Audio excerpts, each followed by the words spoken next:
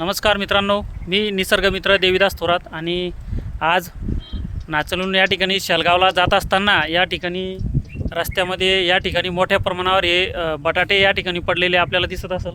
मित्रांनो, अतिशय वाईट परिस्थिती या ठिकाणी आहे. शेतकरी हा ऊन, वारा, पाऊस, थंडी या कुठल्याही जीवाची पर्वा न करता या ठिकाणी अतिशय राबत असतो आणि त्याच्या शेतकऱ्याच्या मालाला या ठिकाणी कवडीचा मातीमोल भाव मिळाल्यामुळं या ठिकाणी वाईट परिस्थिती आहे. आज रस्त्यावर या ठिकाणी बटाटा आहे पडलेला, कारण आज मला वाटतं 15 रुपये किलो बाजारामध्ये बटाटा चालू आहे. आणि अशी परिस्थिती जर असली तर या ठिकाणी जे आहे तर शेतकरी जो आहे तो कशा पद्धतीने या ठिकाणी सुखी राहणार आहेत. मित्रांनो, अनेक औषधी असेल, त्याला मजुरी असेल, औषधी, खत, बियाणं या सगळ्या गोष्टी किती महाग झालेल्या आहे. आज प्रत्येक वस्तूचे भाव दुपटी तिपटीनं या ठिकाणी वाढलेले आहेत. मित्रांनो, मात्र आमच्या शेतकऱ्याच्या मालाला आजही या ठिकाणी भाव नाही. त्यामुळं अक्षरशः बघा, इथं चांगल्या स्वरूपाचे बटाटे या ठिकाणी असंख्य प्रमाणावर आहे. ते या ठिकाणी रस्त्यावर शेतकऱ्यांनी टाकलेले. मित्रांनो, काय करणार याच्याशिवाय दुसरा पर्याय नाही. मित्रांनो, याच्यामध्ये मजुरीसुद्धा निघत नाही.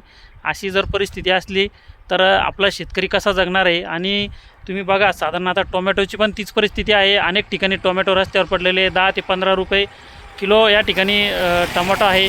मग शेतकऱ्याने या ठिकाणी अशी परिस्थिती असल्यानंतर कसा जगणार आहे आमचा शेतकरी. आणि आपण कृषीप्रधान देश म्हणतो. मित्रांनो, खऱ्या अर्थानं या ठिकाणी शेतकऱ्याच्या मालाला त्याचं एकंदरीत खर्च, मजुरी, औषधी याच्या तुलनेत एक चांगल्या प्रकारे भाव या ठिकाणी मिळणं गरजेचं आहे. परंतु हे जे प्रशासनाचं या ठिकाणी दुर्लक्ष होत आहे, त्याचे परिणाम शेतकरी दिवसेंदिवस या ठिकाणी हवालदिल होत आहे. तर अतिशय हे बघितल्यानंतर आज खूप जीव हळहळला आणि या ठिकाणी खूप खंत वाटली की हे दृश्य बघून या ठिकाणी थांबलो. मित्रांनो, कारण मी पण शेतकरी आहे, मी पण शेतात राबतो. मित्रांनो, पण हे चित्र बदलायला पाहिजे अशी माझी विनंती आहे. धन्यवाद.